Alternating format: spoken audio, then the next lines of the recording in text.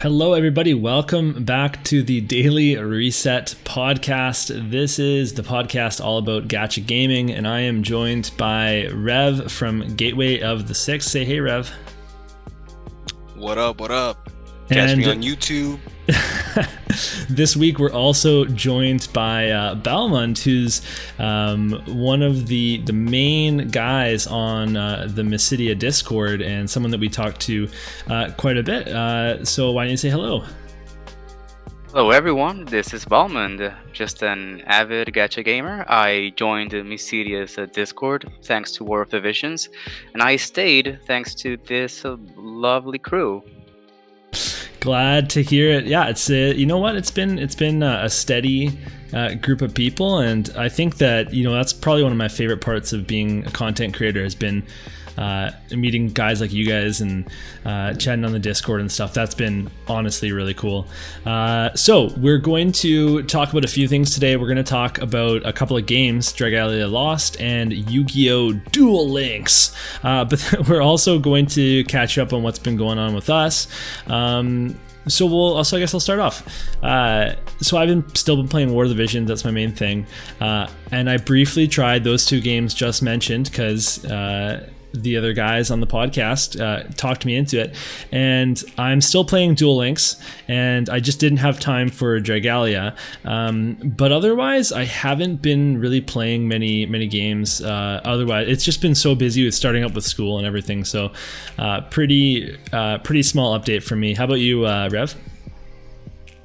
So I recently started working again. I managed to get a job after a long time of not having an income, so that's been definitely kicking away the time that I had when I was playing 3 accounts. So sad to say, but Epic 7, I'm only on the main account. I ditched the other 2 even though they had good units, and I've actually been only focused on that one game, that and just getting my life back in order, but that's about it. Well, I do need to start. Back on YouTube because I did receive a lot of subscribers. Meantime that I've been gone, so you'll see me coming back.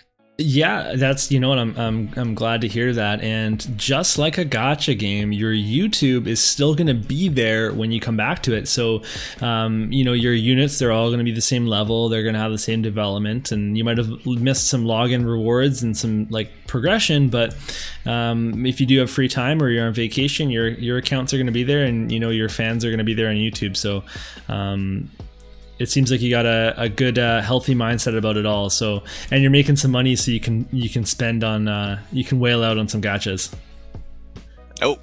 I told you I made the decision to be free to play for life, and I'm sticking to it. That's awesome. No, that's a good thing to do. Balmond, how about you? What have you been playing lately? Well, lately I've been riding that Genshin Impact hype very substantially for the past few weeks.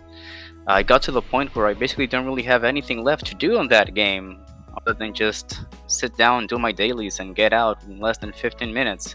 But it's been a very sweet ride.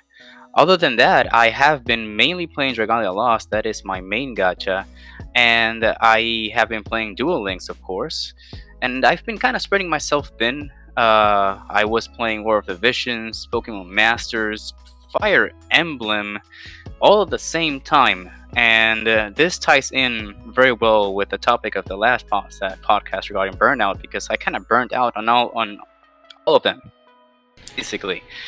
That being said, what you said is true.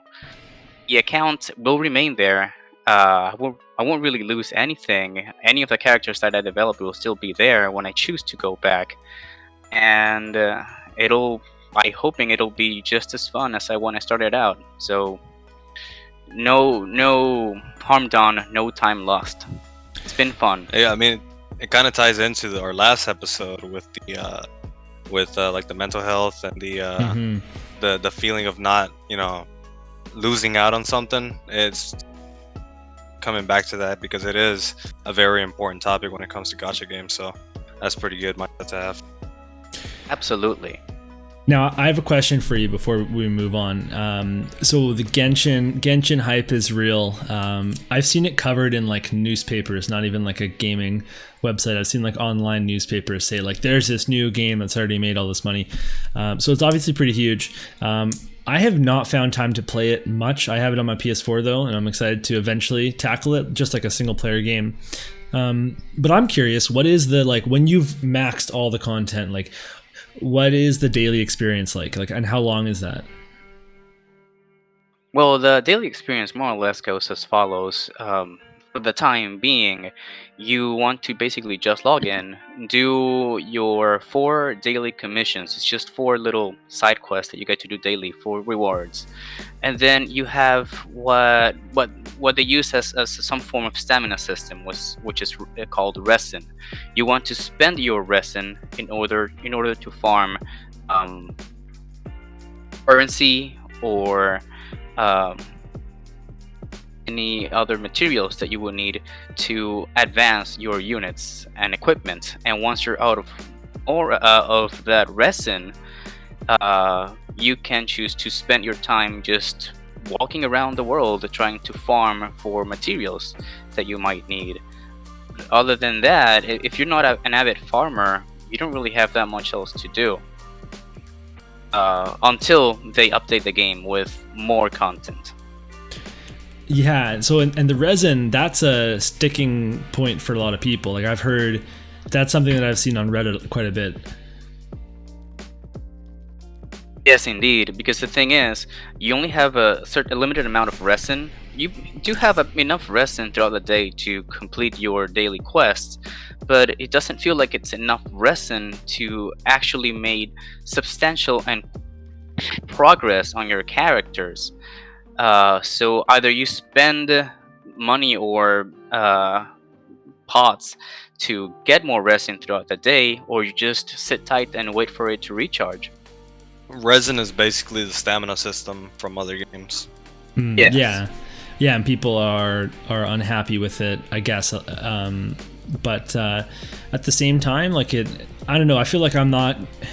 It's just so different with it being a single player game. Like, I don't feel like in War of the Visions, there's so much driving me to farm and to like improve my units and my gear, because I want to do better in PvP and I want to do better for my guild, and like there's none of that in Genshin yet, at least. So I feel like there isn't that much pressure to do crazy amounts of farming.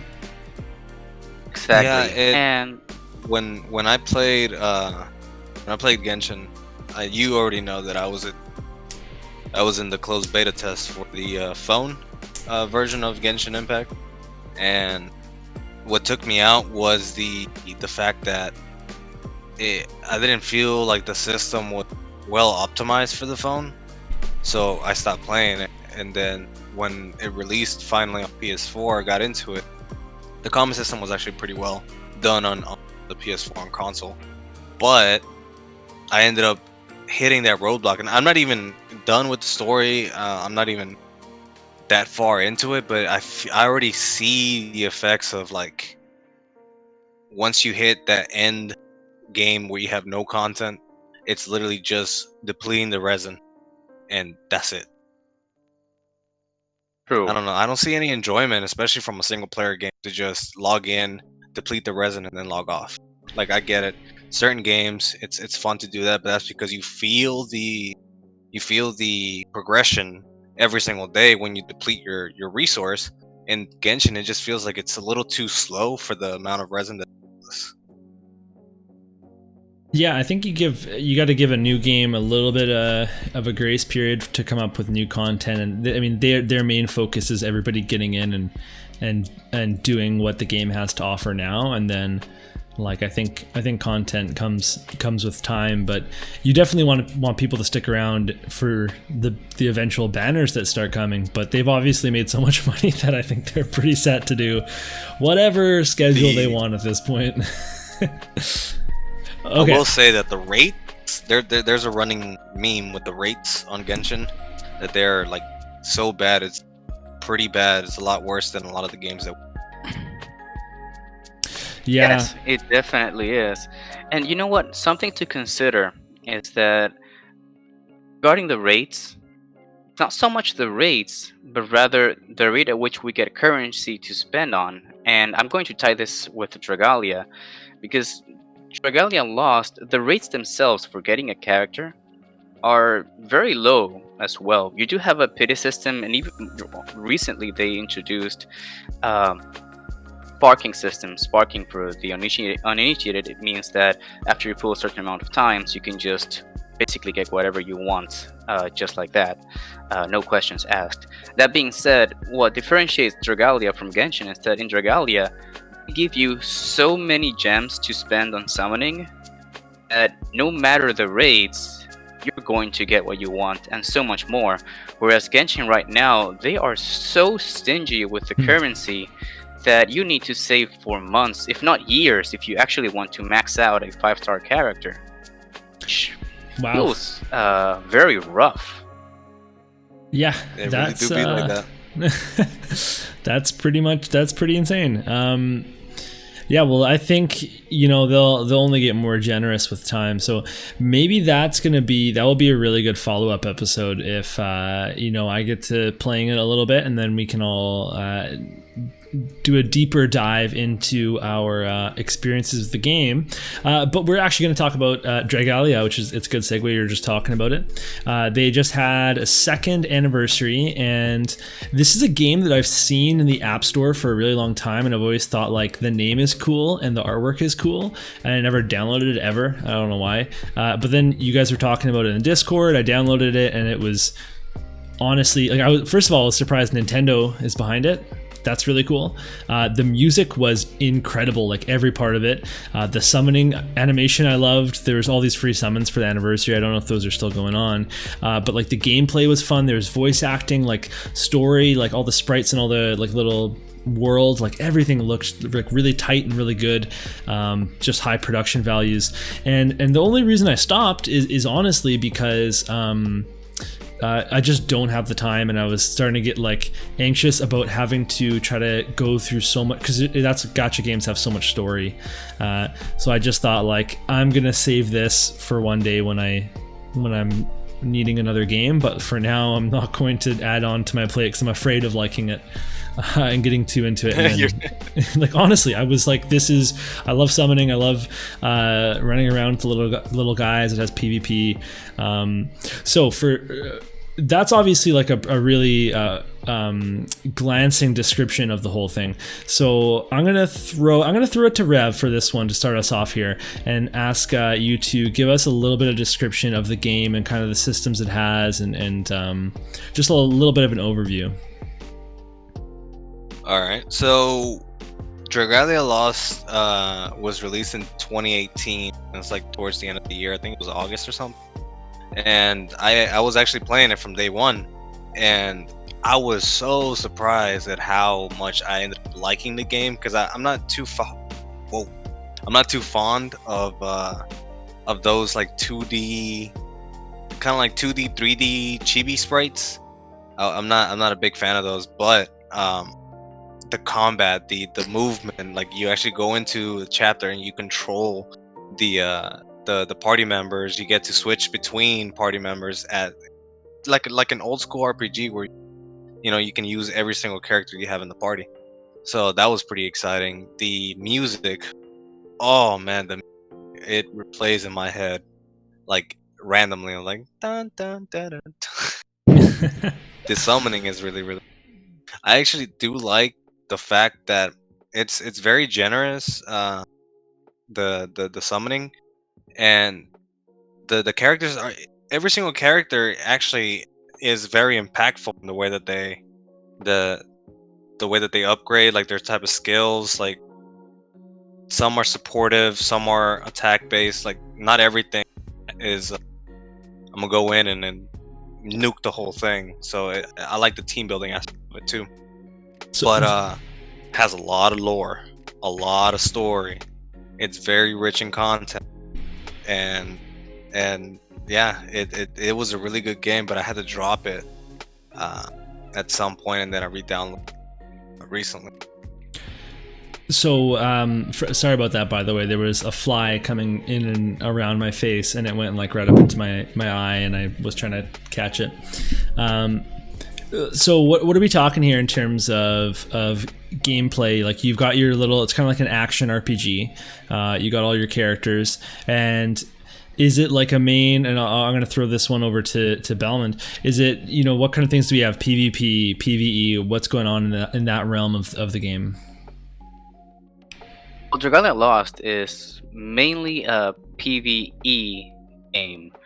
The general idea is that you're going to gradually build up your units so that you can tackle the high in-game content of the game, which is where most of the challenge is at the absolute highest difficulty, so that you can basically keep on farming the equipment that you need to make your units even stronger to tackle whatever other challenges the devs keep throwing out at us.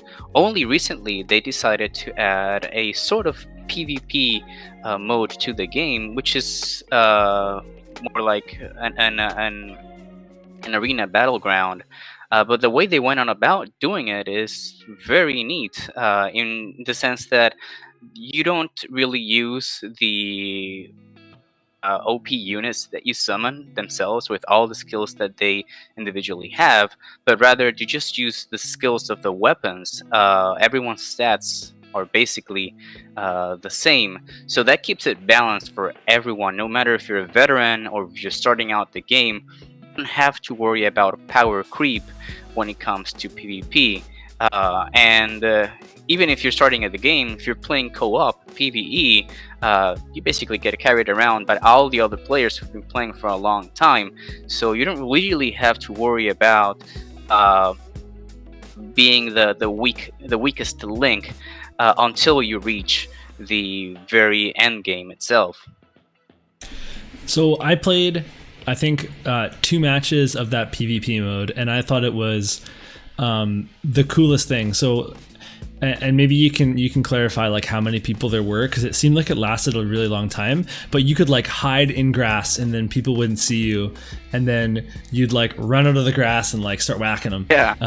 And I thought like I was just in a really low tier, but maybe I was playing some experienced players, and because I was able to kill some people, and I died. But I was mainly trying to like sneak up on people. But then I would like come out of the grass, and someone would come out after me. I'd be like, oh no, I've been caught. I just thought that was the coolest little PvP mode, and I didn't feel at all like as a new player that I was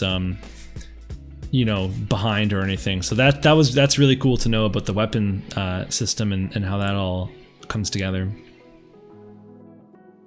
Yeah, and also I like the fact that you can actually use the dragon transformation as well in that PvP battle mode.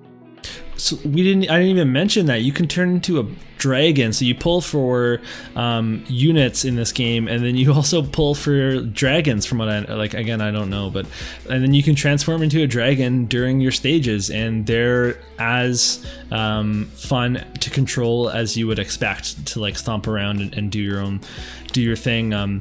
So I another question for you, Bellin, about the game. So we Rev alluded to there being support units and kind of like attacking units, and so is there a holy trinity? Is there healing? Is there tanking? And like, how do you are there multiple ways to build a team, or like are you gonna be pigeonholed into the like this is the meta way to build your team out type of thing? Yes and no.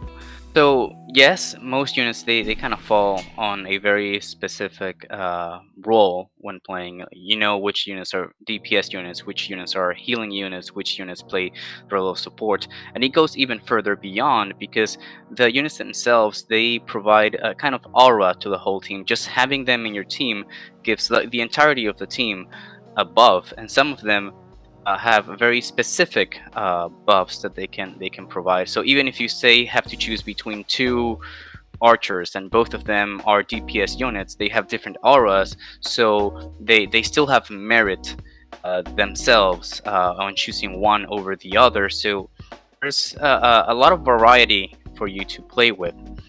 That being said, for the very end game, there is sort of a defined meta, and there are several units to choose from in order to tackle it. In fact, that only really applies when playing co-op with complete strangers. They expect you to play the meta. That being said, this game is so well designed, I feel, that you can clear any content in this game with just about any unit. Absolutely any unit, no matter what. And if you're having trouble finding random people to play with for the endgame content, you can just head over to one of the dozen friendly discords available, and you're sure to find a room of nice people that are going to be willing to play the content with your favorite units. So nothing really to worry about, I feel. I think as far as communities go, the Dragalia Lost community, I think by far one of the most friendliest, and I think it's because of the game's aesthetic that it's very welcoming. It's not like a hardcore like darkness, and you know how like all that edgy stuff in a lot of games. This game definitely has its perks when it comes to aesthetic. Absolutely, I agree with that 100%. Amongst all the communities I've been to, the community for Dragalia Lost is one of the friendliest ever.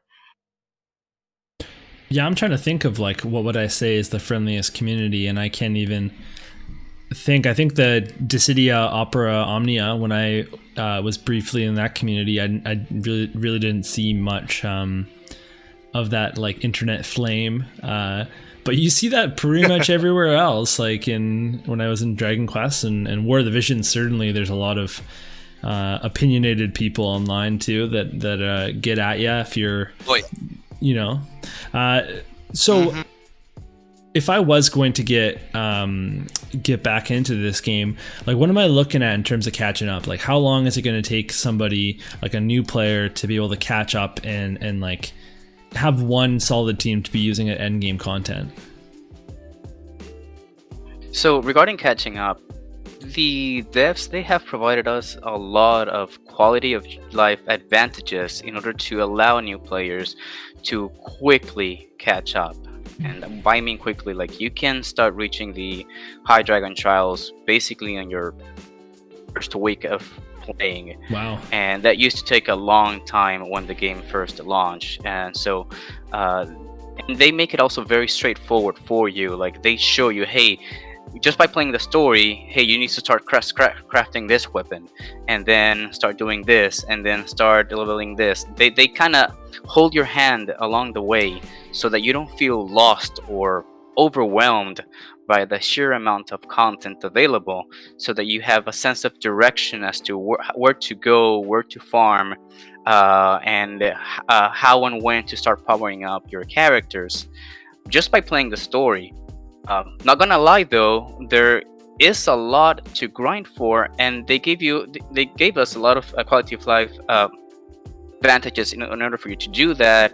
Like you can do auto battle, you can auto repeat quests, you can just let your phone do its thing while you're doing just about anything else or just sleeping. And as long as you just do your story, do your events, you are going to gradually grow strong enough to get things done. And really, when it comes to Dragalia, there's no real rush to catch up quickly as well. You can just do so at your own pace. The content is going to be there nonetheless. Okay. Yeah, I tend to look at it like a much more easy to access Genshin Impact as far as progression goes, because yeah, they're both single player PvE games. At the end of the day, they both have co-op for certain missions. They both have, you know, a basic team building strategy. So I think as far as accessibility, I think Dragalia Lost definitely is pretty top tier in that regard, because I mean I was gone for months. I think maybe a year. It was before I left, before the auto battle and auto repeats were in the game.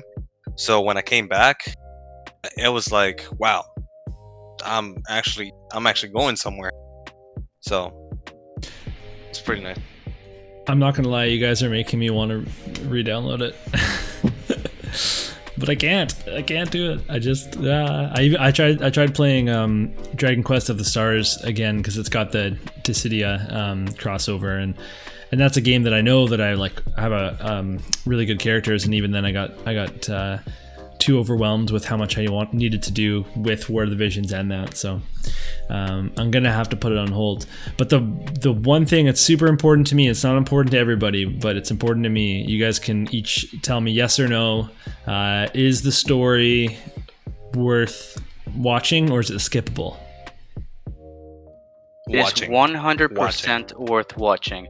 And furthermore, they go so all out when it comes to story that they basically have like designated little story arcs for every single character out there. The moment you get a character, you can watch 5 full episodes of story for that character alone. So on top of the main story, the side stories for the characters, and then the event stories, which are so over the top. When they release a new raid, the stories around amazing. They release a new soundtrack for that one boss, and they just try to go all out on the production value, the cinematics, the impact.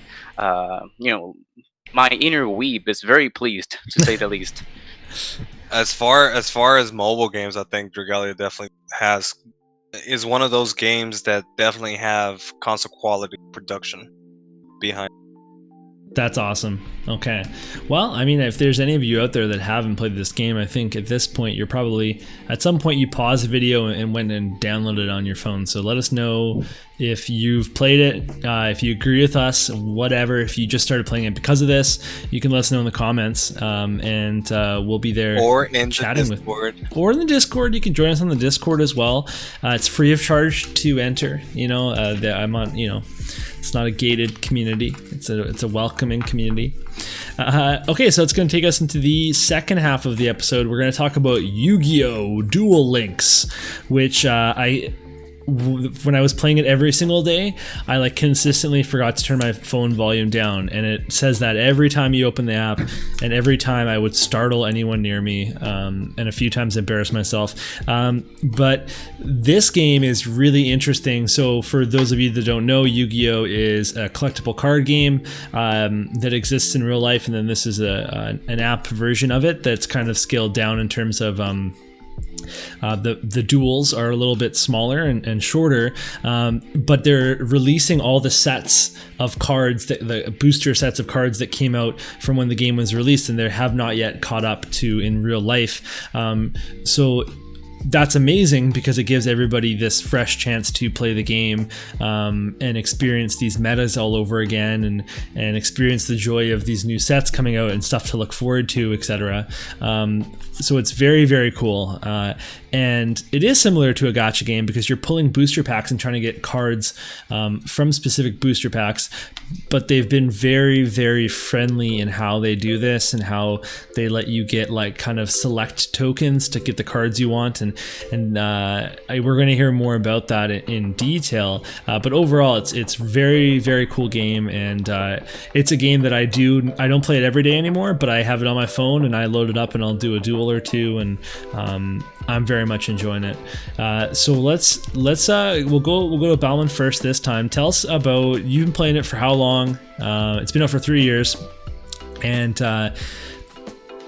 maybe tell us a little bit about like your playstyle, like what's your daily grind looks like. Right. So, well, first of all, for context, know that prior to playing YuGiOh Duel Links, I almost had no experience with the TCG. I only played up to about the GX series and then stopped right there. Never knew anything about Synchro Monsters, Xyz Monsters, or anything other than that.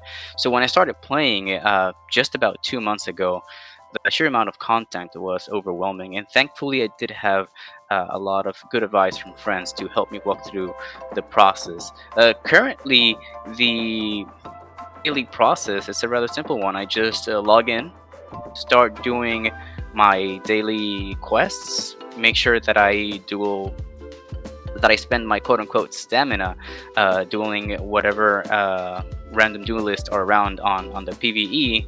And if possible, if I have the free time, I do try to climb the PvP ladder for additional rewards and see if I can make it to King of Games before the season is reset. But other than that, if I just focus on doing the dailies, the cycle itself is probably less than an hour, probably even about 30 minutes to be honest. But if I do get really into playing PvP, I can stay there for hours on end. So yeah, and I really do want to draw focus to the matches. They're not very long at all, and that is really, really big for a PvP centric game. Like getting stuck in, that's why I don't ever play like when Valorant came out for PC. It's a shooter if you don't know it, and I was like, this is a really cool shooter. They have some really awesome things that they haven't implemented, but like matches took 45 minutes, and I was like, yeah, nope, I just can't do too many of those in a row. But like with this, you've got your PvP experience, and it's going to be really quick. One thing I want to mention, you mentioned you're not a TCG guy, and then a lot of you on my channel know that I am a TCG guy. This started out as a TCG channel, and this is an easy game to pick up. You don't need to be afraid of like learning how it works. They're going to walk you through it. There's a lot of good tutorials that give you rewards. But I'm also going to say, if you've played other TCGs, YuGiOh does not translate to other TCGs. It has like so few core mechanics in common with like Magic the Gathering, Final Fantasy, Pokemon, all those games. They're similar in like basic things like playing cards to the field, but like other than that, they really don't have similar mechanics. So it is going to be a new experience. It's going to be a fresh experience for anyone that hasn't played it before, and that's totally worth trying out because there's so many cool combos, and like the deck building is super rewarding. Especially this game is such small decks that you have to be ultra precise with what you're putting in. Like putting a tech card into your deck, like that's a valuable slot. So compared to Magic, where you can have huge decks if you wanted to. But Rev, before we get too lost in the weeds here, tell us about your experience playing the game. So I played Duel Links. Well, okay, let me start off. Like, I played the TCG since it was released in North America. So I started out with the Yugi deck. Back when there was only 2 decks released, it was only Yugi and Seto. So I had the Yugi deck, and I've been an avid TCG player since practically day one. My favorite all-time deck and archetype is the 6 Samurais. Hence the name of the channel, Gateway of the Six. And when I played the Duel Links when it was released, I was definitely excited, but I was also thrown off by the fact that they changed the rules a lot. They definitely went in a different direction. Instead of 5 monsters, you only have 3 slots for monsters. Instead of 5 slots for Magic and Trap, you have only 3. Deck sizes is only, I think, 20 or 30 or something. And the extra deck is from 15 all up. I think 6 is the maximum. So I kind of played it passing by, but I was like, nah, you know what? Not for me. So I stopped playing it, and then recently when Bauman told me that I think he linked a duel that he had with his Shinryu deck, I was like, yo, that's kind of dope. So I re-downloaded it, and then I followed his instructions as far as the Shinryu archetype, and it's gotten me pretty far, but I missed 6 Sam, so I think I'm re-roll my... Yeah, so there's, by the way, I had a box behind me, and I have 2 of those boxes, and I was really hoping that was the one, because I'm still unpacking a bit. I was really hoping that was the box with all my Yu-Gi-Oh cards in it, so I could pull some of them up, because I have 3 decks built physically, but that is not the box, so, you know, we're out of luck. So yeah, me and Miss City are gonna duel one day. We'll do a webcam duel. I don't even know if my decks are legal. Like I had a loose grasp on the rules when I was a kid, and then in university, we all did. We all did. I never played in stores either. I only played with friends, or But talking about the game, like I got into it, and then I was building a Lunalight deck, which was totally new to me. I had not heard of these cards before. But then I started pulling the packs, and I realized, oh, they've got the Lightsworn cards in there too. And Lightsworn is one of the decks I have in real life, and I was so excited to be playing Lightsworn again. And there's such a good feeling that way. But what I want to talk about next, and I'm going to throw it over to you, Belmond, is the free-to-play experience, and specifically, Rev just mentioned it, rerolling, because there is a lot to do when you start in the game. Can you tell me about the free-to-play experience, and then also, if you bought your account, like how much does that set you back? Like, do you need to is it better to re-roll? Like, what do you think in your opinion? Well, to be honest, first of all, regarding the free-to-play experience, it's so good right now because as a new player, you get thrown so many gems for you to spend on booster packs, and so many other tickets that you can redeem just straight up for otherwise hard to acquire staple cards, that it doesn't take long for you to build a competitive deck. But there's another aspect of it, and it regards to how difficult, or rather how easy it is to get certain cards. How Duel Links does this is that they give you a box, and within the box you know exactly which cards are within the box and how many of those cards are within that box. So even though pulling a booster pack, which cards are within the booster pack is random, you have the certainty that if you empty the box of all the booster packs therein, you are going to get every single card within that box, and then you can. In other words, the game has a pity system. Yeah, it's basically a pity system, and by going by that rule, you can draw a roadmap. You know, like, hey, how expensive is to build this deck? Well, that depends. How many times do I have to run through a given box to get all the cards that I want from that box, and as many copies as I want from that box? So based on that, some of the really good decks are also very free-to-play friendly because you don't have to go through the box that many times. For instance, Shiranui, the deck that I started building, and a lot of people hate that deck nowadays because it's still so strong despite all the nerf bats going around. I only really had to run through the box twice. That's a mini box. That's a box that has less total booster packs than normal. So it was fairly inexpensive to me, and once I got that engine running, I just had to worry about getting all the different pieces of back row to make sure that it was functional, that it will be able to deal with just about anything else. Now, to answer the other question regarding what if I botch my account? Well, first of all, what does it really mean, botching the account? Like, if I just start pulling from random booster packs here and there and don't have any other pieces? Or do you mean, hey, I tried to invest on this cool gimmicky deck, but it's not competitive and it's not getting me anywhere, and now I ran out of gems? I think both of those happen, right? Like a new player will often pull on a couple of different banners. If they really don't understand the mechanics of building a deck, they might pull all over the place. But I think both are viable. Like, how is it if you complete one deck and you're saying like, okay, I'm not liking the way this plays, or maybe it's not competitive enough for your tastes? Like, how viable is it that you're going to be able to build out a second deck within I guess a relatively short time frame where you can get back into competitive play with more cards? I'd say it's fairly viable, to be honest, and even going fairly free-to-play or budget. Say, for instance, I'm just a returning player, and the deck that I have is no good at all. Well, you'd have several other options that probably won't even cost you a single gem, like maybe, or just a small amount of gems, like maybe building an Arrow Mage deck. It's one of the cheapest competitive decks that you can build.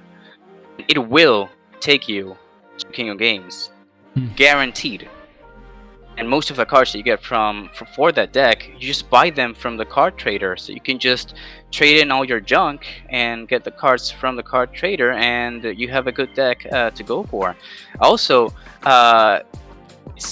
they are fairly generous with the amount of gems that they give. Usually, with just about 2,500 gems to 5,000 gems, you can just run through one of the newest boxes that they release, and those boxes themselves are self-contained, so that you can make a very effective deck to run with. Only recently did Xyz monsters got released, and say for instance, if you pull on the latest one once or twice, you can start building Dirja decks, Heraldic decks, wind-up decks, and start doing something with that. So no harm done. And with the previous cards that you've already pulled, I'm sure that you should probably have at least a couple staple Magic and Chap cards that you can make use and splash over to your newest decks. That being said, if there is a specific archetype, say I want to build 6 Samurais again, starting over your account also has merit, because you do get a lot of resources as a new player. And if you're very focused and you know exactly what you want, you are going to get that very quickly as well. Okay, cool. So I mean, this is similar to Dragalia. This is a free-to-play friendly game, and a game that you can restart and get caught up, and definitely a game that we recommend. And I saw that things are going on sale a lot too. Like certain sets would go on sale. I saw these structure decks, which is like the thing that the physical YuGiOh game does better than any other game, is they offer these structure decks that are really cheap, that are like fully functional, and I don't know a single other physical TCG that does quite as good a job at making that kind of product that's available for people. And I saw that those were available in this game, and some of them were on sale for as like small as $2 Canadian, which is like I would spend that much on a deck. Do you know if those structure decks are those like a really good start into any competitive decks, or the reason that they're all in is because they can be cheap and not be competitive? Well, regarding the structured decks, I would never use any of the structured decks as is. They won't really get you very far. That being said, they are amazing because a lot of the cards can only be found on structured decks, and some of those cards can be defining for some specific competitive decks. For instance, before the most recent ban list, Invoked Neos was one of the most competitive decks out there, and you basically needed to purchase at least 2, if not 3, of the structured decks that included the cards in question, the card that would allow you to fusion summon easily the Neos monster and the fusion monster itself. They do sell for very cheap. You can get the first structure deck for just 500 gems, and most free-to-play players are just going to stick to that.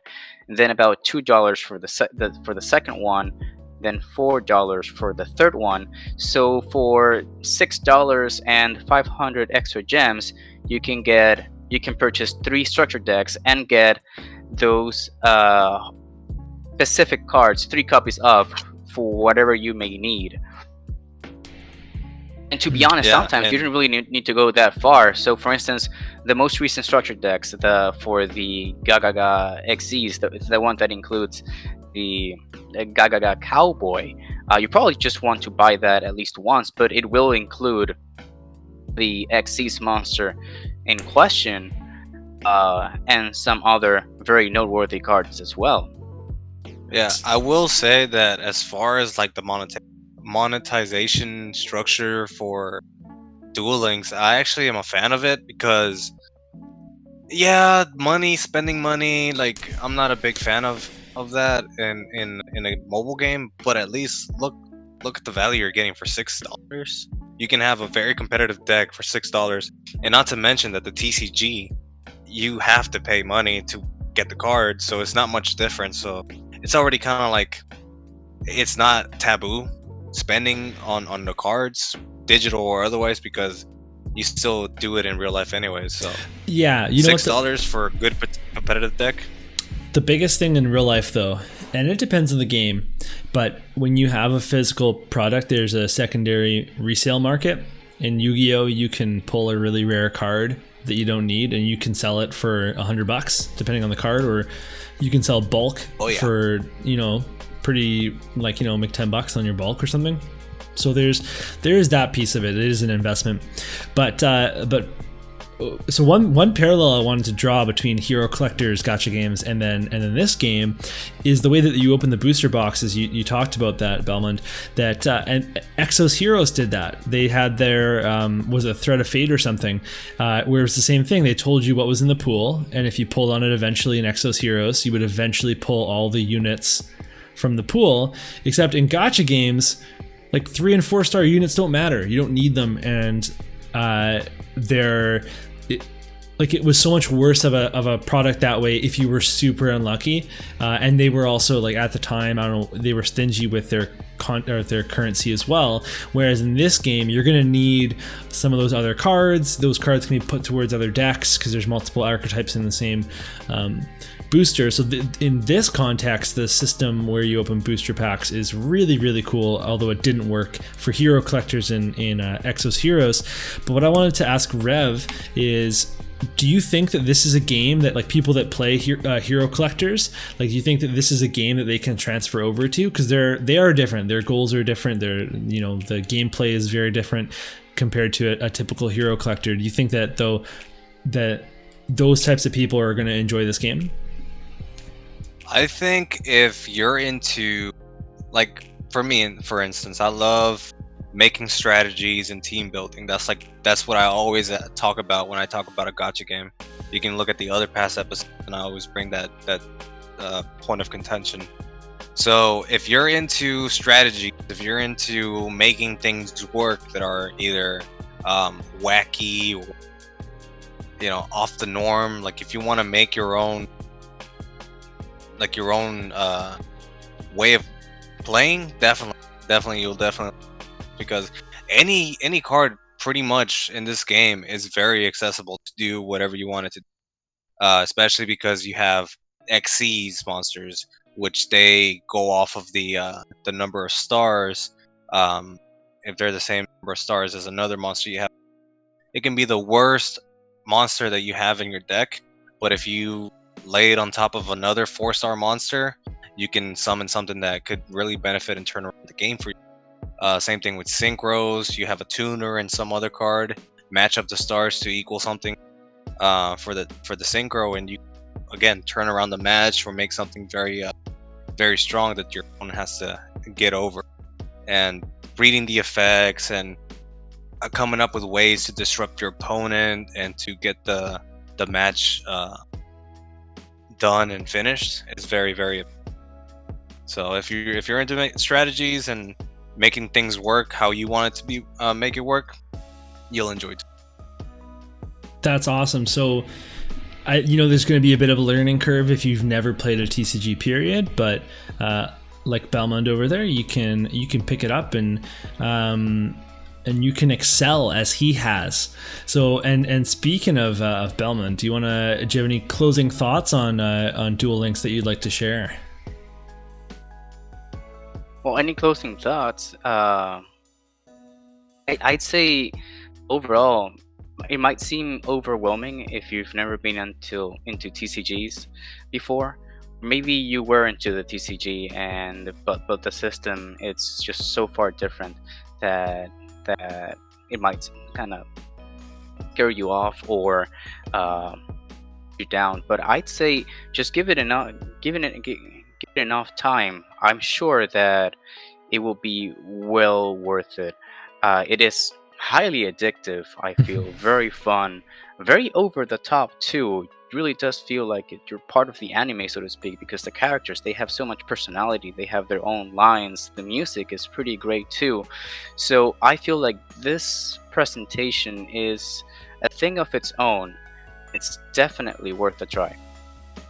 Yeah, actually, I forgot to mention the production values in this game are also very high. Everything is very, very crisp. The colors popping, and then they actually have the original voice actors. I think for a lot of the characters, like it's all really solid. If you've watched the animes, then you're gonna be psyched about that. I also like the fact that that to add another layer of unpredictability, the trainer, the duelist that you're using also has a specific skill that they can activate. So they can turn that also can turn a match around for you, make things a little bit more exciting. So that's another layer of strategy. Yeah, I love that. That's a really cool way, like not just which cards you're going to use, but like which trainer, which dueler is going to be duelist. Yeah, it's going to be your best option for that specific deck that you've built that day. So, and one thing, so we're gonna take off in a second here. We're approaching 50 minutes of content for you guys. You know, so you're welcome. But Balmond, you're fairly competitive at Duel Links, and you're actually going to be starting out on Twitch at some point. So why don't you tell us a little bit about your plans? And I'm curious, is that going to be your name on there as well, or what are you thinking? Yes, indeed. You can look up Balmond over at Twitch. I will be streaming shortly the last stretch to King of Games as a relatively new player to TCGs, to Duel Links in particular. I've been playing a lot of Hearthstone back in the day, made it to Legend rank over there as well. Wow. And hopefully also entertain you guys with other free-to-play friendly decks, give out some advice, and help out newer players to reach the top as well. I will say, as far as learning a lot for this game, definitely look into seeing Balmond's Twitch, because especially here in the Discord, I asked him about a lot of stuff, and me being a TCG player myself, I knew a lot of the metas and I knew a lot of the strategies, but he definitely puts things a little bit more into perspective, especially because his mind was only focused on the Duel Links app, not on the regular TCG, because those two metas are kind of different in a way because of the smaller scale. So he's definitely going to be a great source of information if you're trying to get into Duel Links. Check him out, definitely. Yeah, and definitely going to be bugging you to be playing some Dragalia Lost on there as well, and possibly some Hearthstone now, because I'm actually really curious about that. I used to love Hearthstone quite a bit. But with that said, we're gonna take off, and again, if you anything here, you have questions about for Duel Links, if you want to talk about your experiences with Duel Links, or if you downloaded it just now and then you want to share that with us, you can comment below. You can also come on to the Discord and talk to us about it, and maybe we can even play together. If I can shake up my my Lightsworn deck. But with that said, we're going to take off. I'm City of Gaming. I'm joined by Balmond and Gateway of the Six. And guys, it's time to say goodbye. I'll see you guys later. I know I've been gone from YouTube for a little while, but I will be back, and I got some exciting on the show. It's been a pleasure, you guys, and I do hope to see you all soon. Yeah, thank you so much for joining us. That's awesome. All right, see you guys. Later. Who am I even waving at?